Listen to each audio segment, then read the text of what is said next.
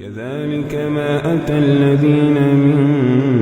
قبلهم من رسول إلا قالوا ساحر أو مجنون أتواصوا به بل هم قوم طاغون فتول عنهم فما أنت بملوم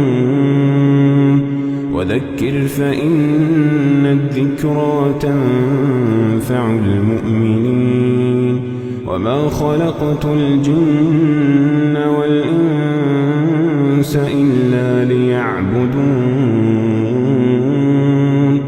ما أريد منهم من رزق وما أريد أن يطعمون إن الله هو الرزاق ذو القوة المتين